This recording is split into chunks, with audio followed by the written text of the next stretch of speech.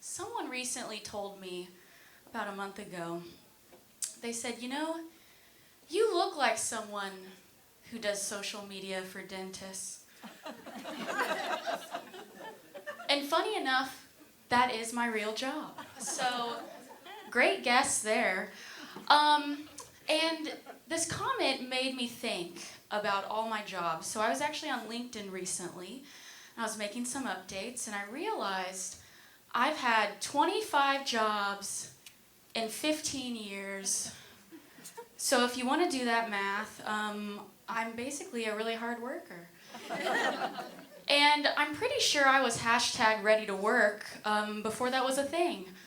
And it made me think about, I feel like my mom, when I lost my last baby tooth, she just slipped a paper under my pillow that said #ready to work. And that's exactly what I did. And all this nostalgia made me think about all my jobs. So I first thought about my most memorable job, which was actually working at Spencer's Gifts. As you can imagine, it was the place for me. Still to this day, I don't really know how I got that job. I'm pretty sure I had Keds on in the interview, but something about me said, come on in. Please sell our belly button rings and lava lamps. So that's what I did. And so, Spencer's was great. So many life lessons, so educational. Personally, my favorite section to work was actually folding t-shirts, so then I could get over my fear of the band Slipknot. Scary. And, corn was easier, less masked, but still a very unsettling font. But we pushed through. And like I said, so educational. Thinking back to school, Dare didn't teach me what a nug was. Spencer's did. And it's not chicken, all right? And I did learn that coffee does make you poop. That's what all the mugs said. Life lessons. And, during my tenure at Spencer's, I did have to sell sexual toys. And if anyone in this room knows me, you know that's my least favorite thing. But we persevere.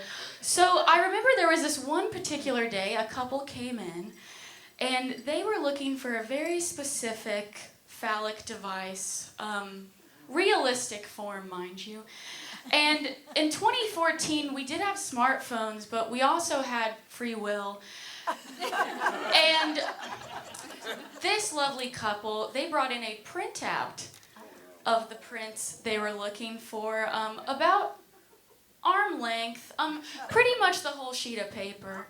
But no matter, you got it. So I'm pretty sure I got out one of those, those hooks, trying to fetch it off the top.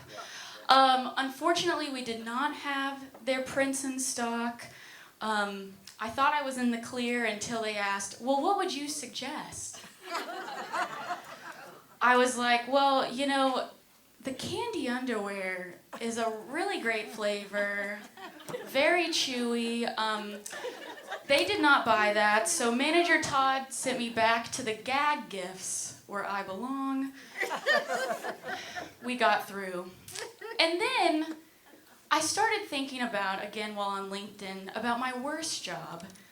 And that was hard to pick out of 25. I did work in Florida for a year. It's probably the worst. But I would say that what beat out Florida was probably working at Raising Cane's. The chicken place with the Labrador with glasses mascot? That makes sense. And it was actually the one on UK's campus in Lexington, and so many things about that job were terrible. The uniforms, the late hours. They made us say those sayings, chicken, chicken, which combo you picking? Yeah. And I just wanted to be like, no, don't get it. It's $15. I think back then it was cheaper, but still pretty bad. And I don't know, they called gluten-free orders naked birds. What's that about? I don't want to get that. I don't want a skinless tender. And there was this one particular day, thankfully I did work with two roommates of mine at the time, so we were a little trio. But there's this one day that a coworker of mine, I guess he wanted to go out on a date with me, very alluring in the visor. And I was just stocking the loaves in the bread closet, and he goes, "You want to hang out?" And I said, "No, I got homework." And then he goes, "Chomp." And you're probably thinking, oh, he took a bite of the bread. No, he took a bite of my arm. Like this.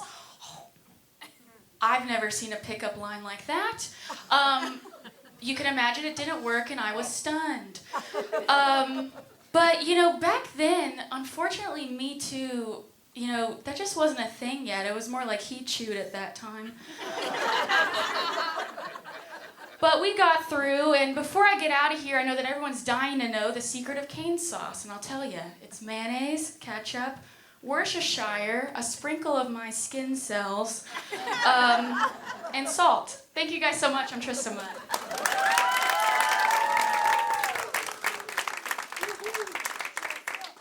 Trista Mudd, everybody.